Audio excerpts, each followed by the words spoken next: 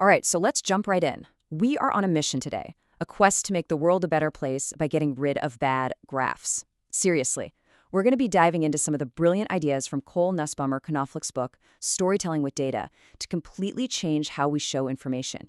It's all about moving from, just confusing messes to crystal clear stories. And it all kicks off with an experience I think we've all had. I mean, come on.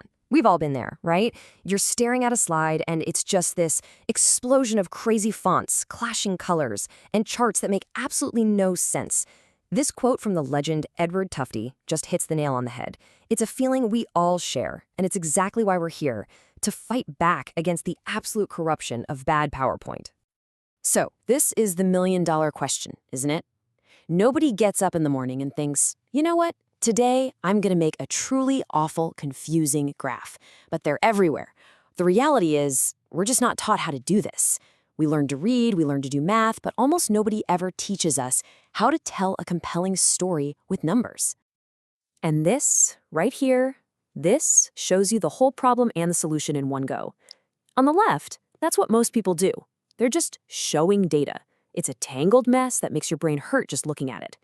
But the one on the right? Now that's storytelling with data. It's clean, it has a point, and it tells you exactly what you need to know, instantly. That jump, that's the transformation we're aiming for. This really gets to a massive shift in how you need to think. So often, what we show people is our exploratory work. It's like you opened 100 oysters to find 2 pearls, and then you dump all 100 empty, slimy shells on the table for your audience. No! What we need to do is explanatory analysis. Just show them the pearls.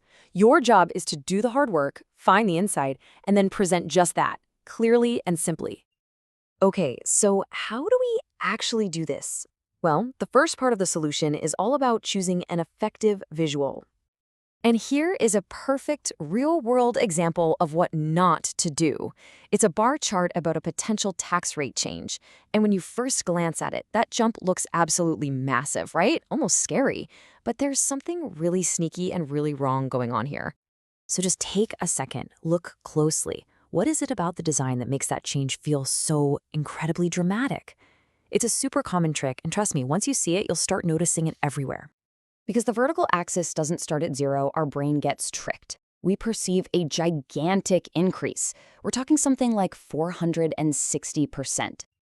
But the real number, the actual mathematical increase, it's only 13%.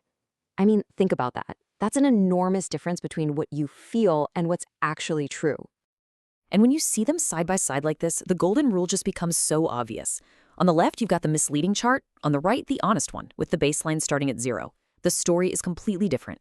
So here's the takeaway. Bar charts must always start at 0. No ifs, ands, or buts. Okay, let's talk about another common enemy of good data viz. I'm just going to say it. Pie charts are evil. I know, it sounds harsh, but there's actually a really good scientific reason for this. The thing is, our brains are just not built to accurately judge angles in the area of slices. It's not our fault, it's just how we're wired. When you look at a pie chart, yeah, you can tell one slice is bigger, but by how much? You have no idea. It makes your audience work way too hard to get any real information. There's almost always a better way, and usually it's just a simple bar chart. All right, so on to our second big principle. Clutter is your enemy.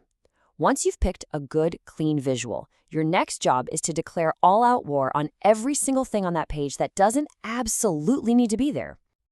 This all comes down to a concept called cognitive load. Just think of your audience's brain power like a phone battery. It's finite.